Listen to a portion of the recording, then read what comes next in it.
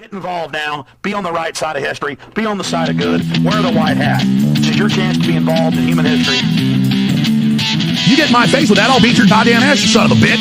You piece of shit. You fucking goddamn fucker. I have no idea what. Oh, there's another one. Another plane just hit. I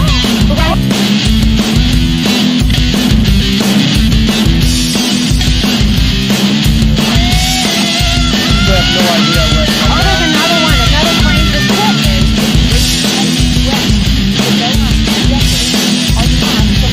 Behind bars here in New York City. He is facing sex trafficking charges. NBC News.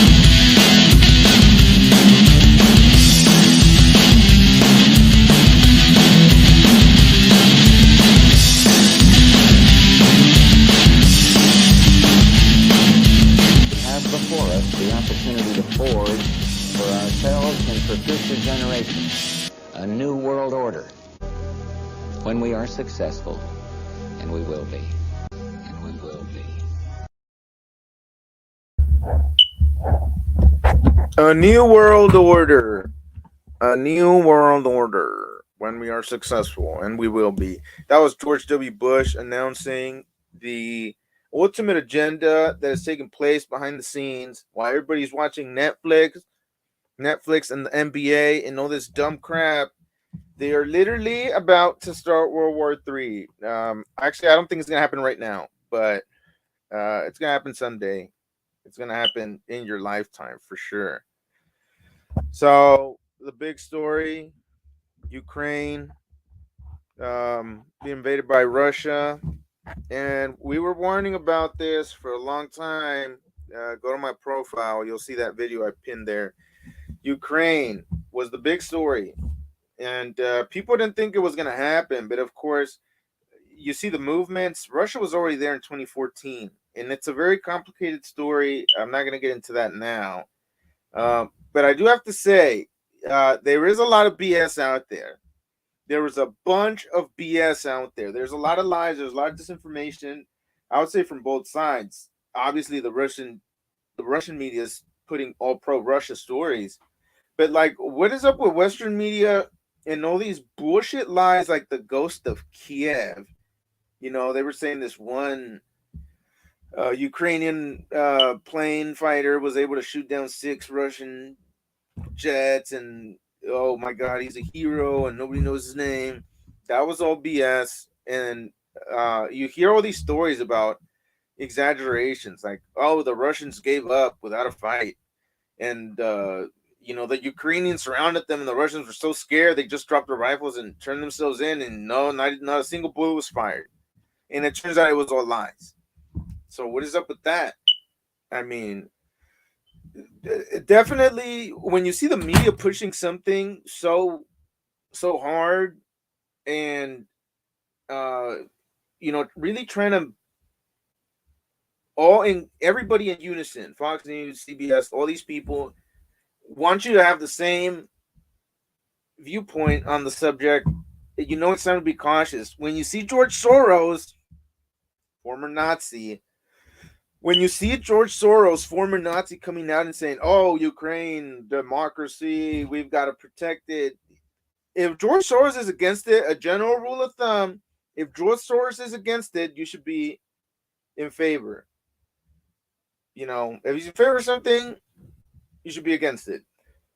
I mean, this dude literally worked for the Nazis. I mean, we've got the pictures. Do I need to put him up? We've got pictures of him. He admits it. He gave a whole interview, you know, a couple years ago, where he says, no, I did what I had to do to survive. So he was a Jewish 14-year-old in Romania. And he basically became this other dude's apprentice, and he pretended to be a Christian while he went around rounding up other Jewish people and confiscating their property and putting them in jail. His own people, George Soros. And we know he was funding he funded the you know, the 2014 Maidan revolution, what do they call it? You know, when they overthrew the government, we know that was George Soros and his people, his foundation. They do this There's a book y'all gotta read. It's somewhere around here. I know I have it. Anyways, it's called Confessions of an Economic Hitman. Dang it. Let me flip the camera here. Confessions of an Economic Hitman. This book is basically the guy's inside story of how the CIA goes everywhere to all these third world countries, offers them a loan, $500 million, so you can build a sewer infrastructure system for your capital city.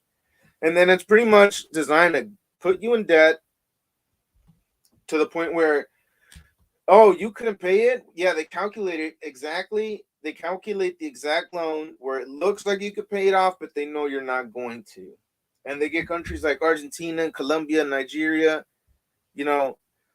Indonesia to take on this debt. And then when they default, when they can't pay it back, oh, here comes the U.S. and says, okay, well, give us these mines. Give us these resources. We want you to vote this way in the UN assembly meetings, whatever they call it. Anyways, let me get back to the real issue. NATO, Ukraine was pretty much threatening to join NATO, which would have been, that's like back in the Cold War, that was like Russia versus NATO, USSR versus NATO. So that was the big deal, was that Russia just didn't want them building military bases right next door to them. After the fall of the Soviet Union, basically, NATO has been expanding, and Russia's finding itself with less and less, territory, I'd say influence. Not territory, but its allies, There's a sphere of influence. Man, it's just crazy. Let me get into the real problems, because this is the problem with the situation you're seeing now. This is going to send the economy into hell. You're already seeing the effects of it right now. The economy is going to hell with what's going right now. Oil, they were like keeping track of that for months, saying, oh, is it going to go over $100 a barrel? And that was a big kind of like breaking point. Is it going to go over $100? Well, it went up to 113 at one point a few days ago. Gasoline is $3.30 where I'm at. It was like $1.90 last January.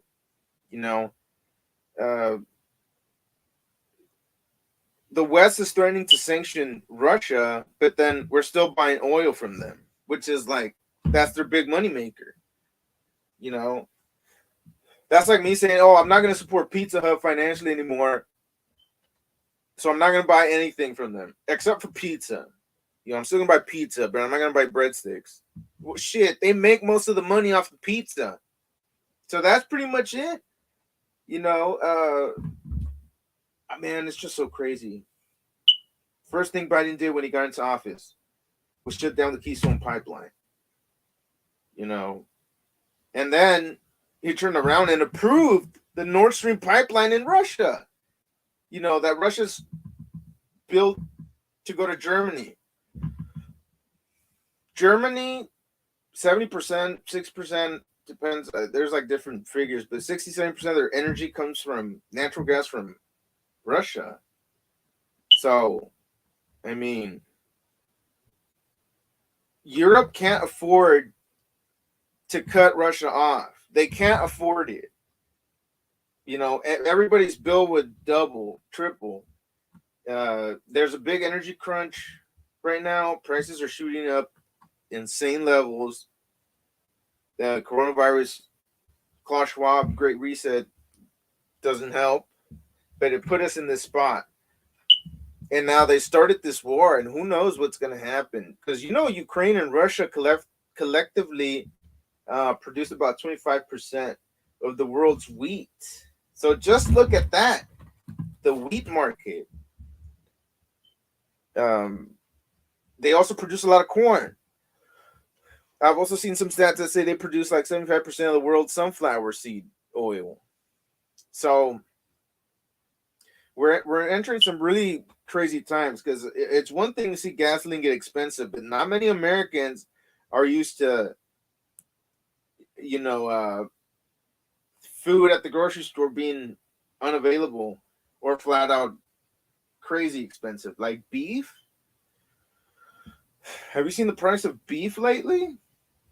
Man, it's like $20 for a steak. So now add wheat in danger because of the whole war going on, because we're not supposedly not going to be buying shit from Russia. Let me read you some more stats. Oh, here's another one. Fertilizer prices have tripled in a year or so, or last 2 years. Tripled, 3 times as much. That price increase, because the people that can't afford it, that means 100 million people less fed in one study. Look it up, 100 million. So Russia is a key player in the natural gas market, right? Natural gas is used to make fertilizer. We buy like $700 million worth of fertilizer every year from Russia. But now, because of higher gas prices, supply cuts,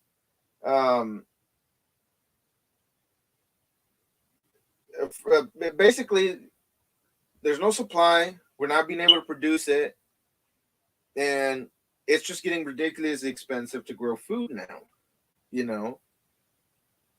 I've heard some people say, because of the increase in fertilizer, I'll only be able to grow like 25% of what I usually grow. And while we have all this going on, we have retards in Congress pretending like they're tough and they can stand up to Russia, and they're threatening, basically calling for a no-fly zone over Ukraine. A no-fly zone means nobody flies. Nobody flies. No Russia, no Ukraine, no India.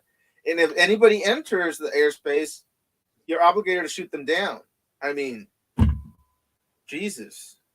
So Putin came out and pretty much gave a warning. I don't know what they call it, like the different levels of ratings for how close we are to nuclear war. They're pretty much hand on the button, ready to go at any moment. So people think this is all the way in Ukraine. We haven't seen a war here in a long time. 9/11 wasn't even a terrorist attack. That was our own government pretty much training them, setting that up. But we haven't really seen an attack in mainland America since the British. And the people in Ukraine, I will say this: they didn't think it was going to happen. They thought it was all hype. They were like, oh yeah, well, there's been war since 2014. Well, guess what? I remember on Thursday, a lot of people were at the grocery stores. There was a lot of food, but you could still get what you needed. There was orderly lines. Fast forward to Saturday, people are looting en masse. Everybody's panicking. The government started handing out rifles to everybody with a ID. So they're saying there's looting going on. There's rapes. This is the kind of stuff that happens in war. Things can change very fast, is all I'm saying. So you need to get ready right now. You need to get ready right now, because everything you see happening in Ukraine is coming to America. I'm not saying it's going to be tomorrow or next week, but it will happen eventually. It will happen in your lifetime. You're already seeing food prices go up, gasoline prices go up. This is the perfect storm we were warning about. It is here now. And I know a lot of people are not going to accept this until they see it with their own eyes, and it's too late. Until you see that huge-ass mega tornado, until you see that F6, until you see those big tsunami waves hitting, East Coast. That's the kind of stuff we're going to see, man. This is end times territory we're seeing here. So, for sure, you should at least already know the dollar is going to collapse. They keep saying, hey, Russia's planning a cyber attack. because that's what Klaus Schwab is planning. I mean, this dude wrote a book. They made university studies, experiments where what would happen if a coronavirus got released over the world, starting in China. And then it happened. Exactly. Everything they laid out. They planned it in public. And now they're saying, Operation Cyber Polygon, look it up. There's going to be a big cyber attack, and it's going to be the biggest crisis we've ever seen, and it's going to be Russia. You know, so now they kickstarted that war in Russia. So, I mean, we know what plays they're going to run because they tell us. So get ready for that. There's a cyber attack coming. I don't know how they're going to spin it, but it might wipe away the dollars in your bank account. You know, you might one day you wake up and there's just $0. So this stuff is happening. You need to get ready right now. And, you know, you can kind of guess what it means to be ready. You know, food, water, guns, get right with God, most importantly. But, man, big things are coming to the world. Peace has been taken from the earth. Peace has been taken from the earth. We're not going to go back to a normal world. Klaus Schwab said it himself. How long are you going to wait until you realize, oh, snap, we are literally in the Great Reset? That literally means reset the economy. Like, let it crash. That is the game plan. You're living it. You know, they're coming for everybody. You know, first it came for Alex Jones. But it's going to get to the point where, you know, they're going to start going after every conservative, every Christian. It's just the New World Order going live. And, you know, you shouldn't be surprised. Just look at, you know, Jeffrey Epstein, pedophile airplane with Bill Clinton, and, you know, with Bill Gates. That's who we're up against. You know, these people will not hesitate to kill you and your family. And it's all getting exposed. And I contend that before Russia and China, like Steve Quayle says, before they launch an attack into the U.S., you will see all these pedophile elites exposed. You know, you will see the Hillary Clintons exposed. But yes, Russia is in Ukraine to take out this Western puppet government. But at the end of the day, there's so much going on, I don't even know. You know, I remember Joe Skousen said, oh, there's no way the war is going to start. And look, it happened. So, dude was wrong. And now he's saying that Putin was behind the 2014 revolution. So, I mean, I don't really trust that guy. Not that I think he's malicious. I just think, I don't know. I just think he's wrong, but he's one of those cranky old guy, man. So he doesn't want to, he doesn't want to admit he's wrong. But anyways, decide what side. Give me a thumbs up. Share this video. And don't forget, get prepared. Get prepared now. There's only two sides. You know, decide